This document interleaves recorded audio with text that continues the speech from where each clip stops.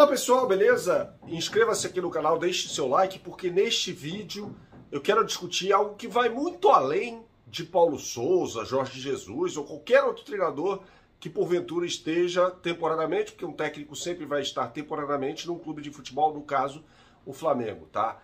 José Botto seria um nome ideal para comandar o futebol do Flamengo. Não comandar, ele não seria um Marcos Braz, tá? Ele seria uma espécie de par do Bruno Spindel, só que tocando o departamento técnico.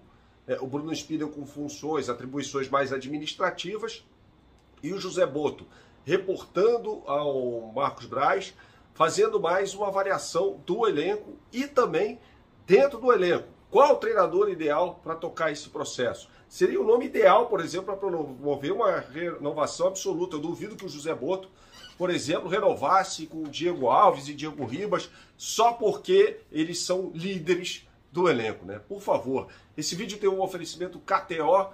Entre no site kto.com, faça o seu registro e use o meu login, Bernardo Ramos. Meu login não, meu cupom Bernardo Ramos, assim mesmo, tudo junto, tá? Que eu vou te dar 20% a mais do que você depositar. Entre agora no site kto.com para fazer a sua fezinha, dar o seu palpite. Se você depositar R$30, eu vou te dar 6. 50 eu te dou 10, 100 eu te dou 20% disso. R$20, portanto, tá? Então eu vou dar dinheiro para você entrar no site kto.com e mostrar a força deste canal. Inclusive tem matéria, o link está aqui embaixo para você baixar o OneFootball, o melhor aplicativo de futebol do mundo. Tem uma super novidade agora, na aba Explorar você vai lá e vai colocar José Botto na lupa, tá? Para você saber tudo sobre o José Botto. Tem matéria no OneFootball falando mais sobre este diretor que hoje está no PAOK. E a gente vai falar para você como é que ele enxerga o futebol. É uma coisa completamente diferente de tudo que você já se acostumou. Então baixe aqui de forma gratuita o OneFootball, coloque lá na lupinha, na aba Explorar, depois da lupinha, José Botto, tá? Da forma como se escreve, não tem segredo para você saber mais sobre ele.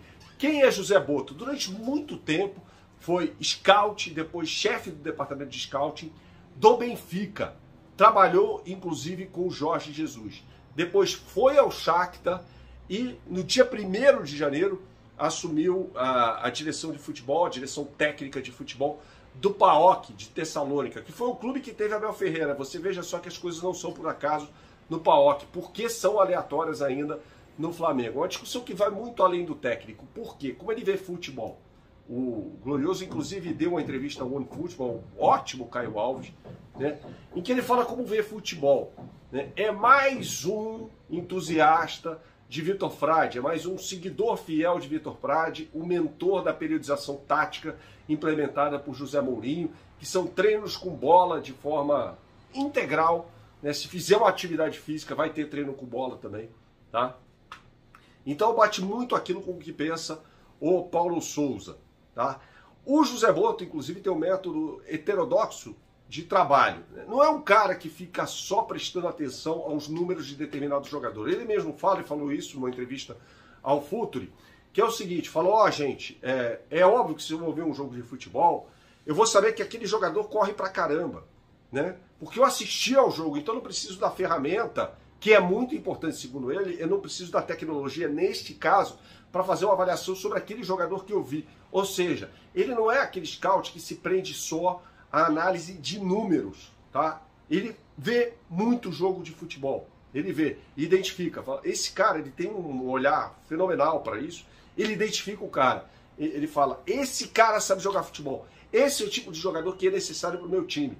Tá, então, por exemplo, ele é muito capaz de chegar lá, o Flamengo tá lá observando o Everton Cebolinha. Tá, não contratou o Everton Cebolinha.